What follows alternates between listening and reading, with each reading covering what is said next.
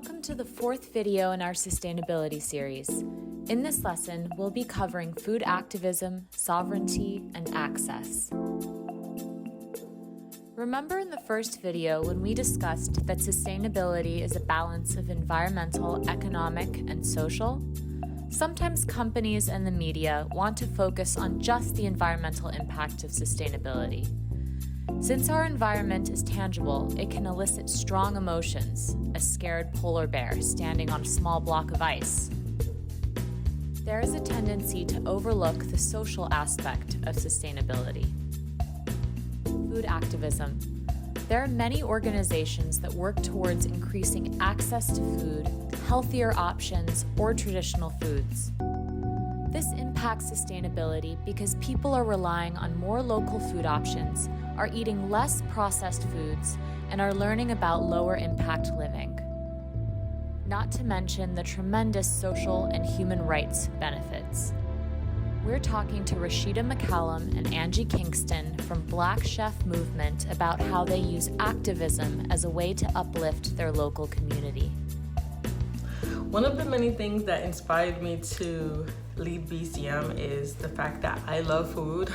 I've always been a culinarian. I went to culinary school, and for me to get the chance to have an organization that's food related, that's also helping to solve a lot of the injustices in the Black and brown community, I was definitely here for it. I love the fact that every day is different. We're always doing different events and we're always helping the communities. Those things are something that definitely fuel me.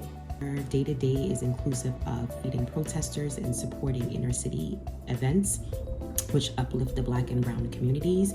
We also uplift the communities by feeding underprivileged families throughout the boroughs, feeding frontline workers impacted by COVID, and we've recently supported a ton of voter registration events. So my very amazing team and I work diligently to ensure that we can gather all of the resources and the volunteers necessary to fuel the events and make sure that we are supporting in all of the ways that we can. Being a part of a movement that helps to fight social injustice is already such a rewarding moment. It definitely makes me feel like I've found a part of my life's calling just because I'm so into feeding and helping, and now I'm doing it on such a broad scale. But there was an aha moment that really just made me feel like this is what I'm called to do. Last year when Black Chef Movement was first incepted, but there was a woman in particular who looked just like my mom, and she looked visibly tired. I assumed she had children, I wasn't sure, but she came up to us and I just couldn't help but think, here's a woman that looks like my mom, and she is fighting and advocating and trying to make a difference so that her Black children can have a fighting chance in this world. And what I do is helping her continue to build a legacy for her children who look like me. So it just felt so right. It felt so rewarding. And it really is one of the reasons that I continue to push and fuel and fight, because it just shows me that I am helping people who directly benefit from what we do that look just like me. And if that's not rewarding, then I don't know what is. Sustainability has always been one of BCM's core values. One of our goals has always been to have our own community space so that we can teach folks how to sustain themselves. We want to do this through cooking classes. We feel like cooking is something that's really important.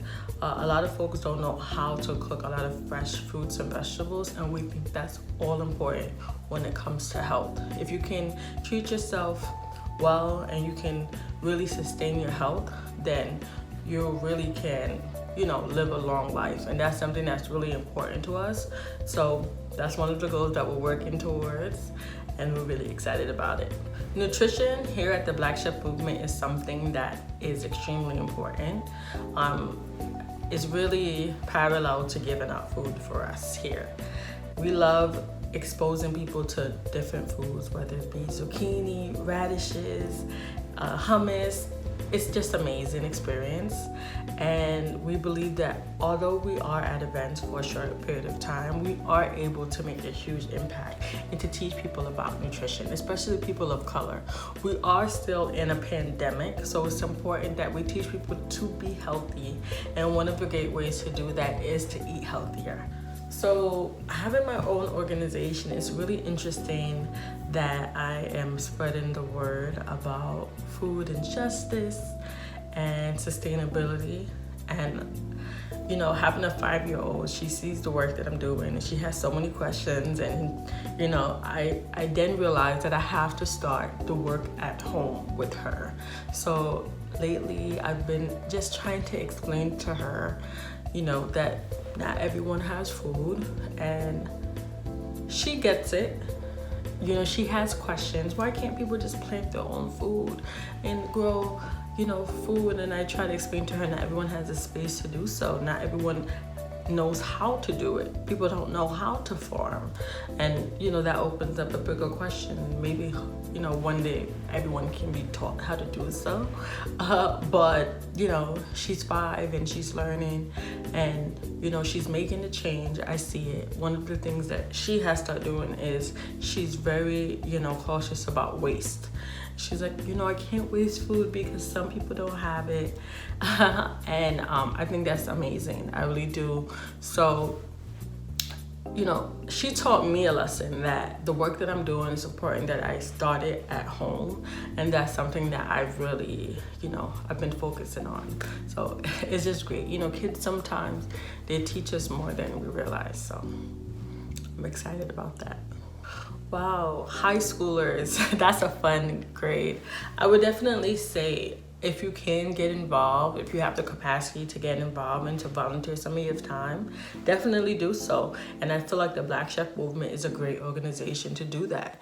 If you're interested in volunteering any of your time or learning how to cook, or, you know, just being around like-minded people, definitely reach out to us on social media or email me at rashida@blackchefmovement.org.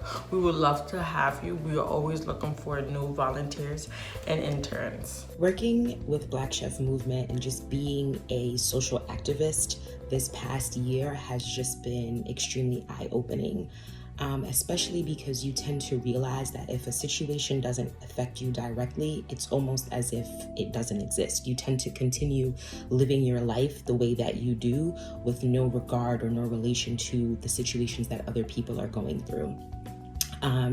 And once you start to break those walls down and really start to look and see what's going on around you, you begin to see that the living conditions in the neighborhoods that surround you are really heartbreaking and disheartening and really kind of uncomfortable to even be made aware of. But it really is the fuel that keeps you going with this fight. There are so many dire changes that need to be made and so many issues that need to be addressed before you can really begin to see progress. There is absolutely enough food to feed everyone if that's what people wanted to do. And so I think that one of the first steps is bringing awareness and shining light onto the situations at hand that are going on in the more impoverished neighborhoods. Because once you're informed of something and you're no longer naive to it, now you have a responsibility to make a change and to make a difference. And so I think that one of the most successful and rewarding parts is making people aware of what's happening so that we can begin to bring real change to the communities around us.